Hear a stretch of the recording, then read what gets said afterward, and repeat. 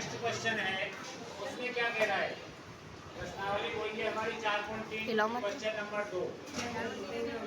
निम्न प्रत्येक द्विघात समीकरण में k का ऐसा मान ज्ञात करना है जिसके दो बराबर मूल हो। कैसे हो? बराबर मूल। तो बराबर मूल के लिए क्या लगाया था मैंने? b² - 4ac बराबर 0 होना चाहिए। तो यहाँ a बराबर, पहला क्वेश्चन है 2x² + kx + 3 बराबर 0।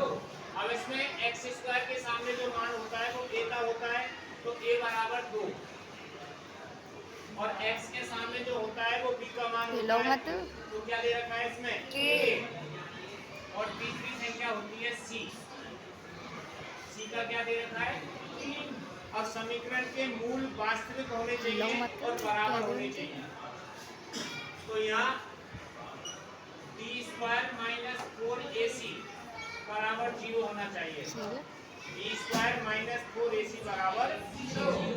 अब यहाँ b के स्थान पर b का मान -4, a के स्थान पर a का मान 2 और c के स्थान पर c का मान बराबर 0। अब इसका जब k का वर्ग तो हो गया ये। अब ये 3 दूनी 6 और 6 चौक 24 बराबर 0।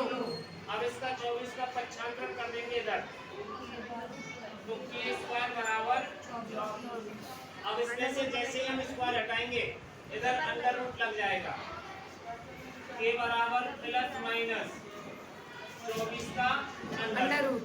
यहीं पे क्यों लगे प्लस माइनस में? तो बाद में लगेगा। अंडर रूट लगाते हैं जब हम इसका वर्ग हटाएंगे तो इसमें प्लस माइनस दोनों मान हो सकते हैं। अब 24 के खंड कर लो, 2 से 12, 2 से 6, 2 से 3। तो देखो इसका जोड़ा बना हमारे पास केवल, इस जोड़ा में से हमने एक निकाल लिया बाहर, तो k बराबर ± 2√6, क्योंकि इसका वर्गमूल नहीं निकल रहा है, इसका जोड़ा नहीं बना तो ये अंडर रूट में आ गया। तो k का मान क्या आ गया?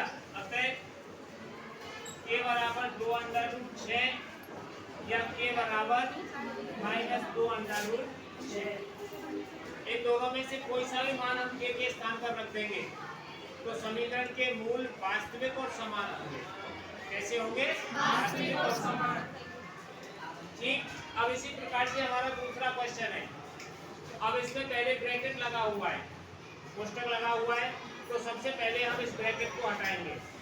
हटाने के लिए kx का गुणा x से किया तो kx², फिर इस kx का गुणा -2 से किया तो -2kx + 6 बराबर 0। अब ये द्विघात समीकरण में बदल के आ गया। अब इसमें a बराबर, b बराबर और c बराबर तीनों मान रख दिए हमने। a का मान x² के सामने आता है, वो a का मान होता है, तो a बराबर k आ गया। x के सामने जो संख्या होती है वो b का मान, तो -2k, और तीसरी संख्या c कहलाती है। अब इसमें पूछा है कि समीकरण के मूल बराबर होने चाहिए, तो बराबर होने वाला सूत्र लगा दिया हमने, b² - 4ac बराबर 0। अब b के स्थान पर b का मान -2k का स्क्वायर -4, a का मान है k और c का मान है 6 बराबर 0।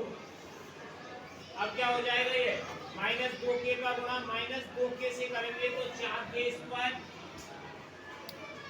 और 6 चौक 24 बराबर 0। अब इसमें से कॉमन ले लेंगे, देखो 4k इसके पास भी है और 4k इसके पास भी है, तो 4k आ गया हमारे पास कॉमन, तो यहाँ k -6,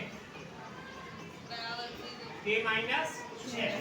अब एक खंड तो हो गया आपके पास 4k बराबर 0 और एक हो गया k -6 बराबर 0।